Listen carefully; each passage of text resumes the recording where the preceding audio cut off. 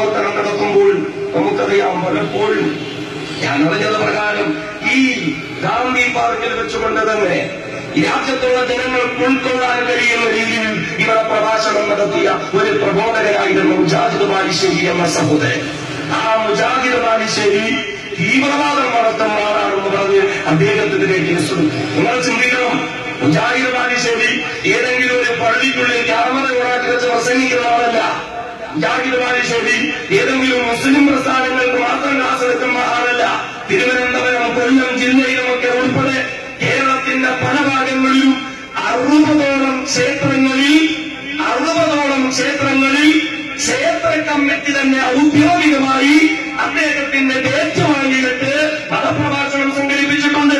60ഓളം ക്ഷേത്രങ്ങളിൽ, ഈ 60 ക്ഷേത്രങ്ങളിൽ ഏതെങ്കിലും ഒരു ക്ഷേത്ര കമ്മിറ്റിക്കാർക്ക് ഈ 60 ക്ഷേത്രങ്ങളിൽ പ്രഭാഷണം കേൾക്കാൻ വന്ന ആയിരക്കണക്കിന് അമ്മപെങ്ങന്മാർക്ക്, നല്ലവരായ സഹോദരങ്ങൾക്ക് ഒരാൾക്കെങ്കിലും അഭിപ്രായമുണ്ടോ മുജാഹിദ് ബാലുശ്ശേരി വർഗീയവാദിയാണെന്ന്?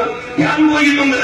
കൊല്ലം ജില്ലയിൽ കരുനാഗ പള്ളിക്കലത്ത് അദ്ദേഹത്തിന്റെ പ്രഭാഷണത്തിന് ഞാൻ പോകുമ്പോ എല്ലാവർക്കും 10 മിനിറ്റ് അനുവദിച്ചെങ്കിൽ മുജാഹിദ് ബാലുശ്ശേരി 10 മിനിറ്റ് കഴിഞ്ഞ് പ്രസംഗം നടത്താൻ അവിടെ ഉണ്ടായിരുന്നവർ സമ്മതിച്ചില്ല. ഇനിയും പ്രസംഗിക്കണമെന്നാ പറഞ്ഞത്. അത് വർഗീയത കേൾക്കാൻ ഇഷ്ടമുള്ളത് കൊണ്ടായിരുന്നോ? ഇത് കള്ളത്തരമാണ്, ഇത് കള്ളക്കളിയാ. ഇവിടെ ഇരട്ടച്ചെങ്കുള്ള മുഖ്യമന്ത്രിയെ ഇരട്ടത്താപ്പനായിട്ട് നമ്മൾ കണ്ടിട്ടുണ്ടല്ലോ. സലഫി സെന്ററിലേക്ക് മാർച്ച് നടത്തുമ്പോൾ, അതുപോലെ സത്യസേനയിലേക്ക് മാർച്ച് നടത്തുമ്പോൾ നമുക്കറിയാം, ഇവിടെ സ്വാതന്ത്ര്യ സമരവുമായി ബന്ധപ്പെട്ടുകൊണ്ട് ആ സ്വാതന്ത്ര്യ സമര സേനാനികളെ ഓർമ്മിച്ചുകൊണ്ട് മുസ്ലിം ചെറുപ്പക്കാരായ കുട്ടികൾ ഫ്രീഡം പരേഡ് നടത്തുമ്പോൾ അതിനൊക്കെ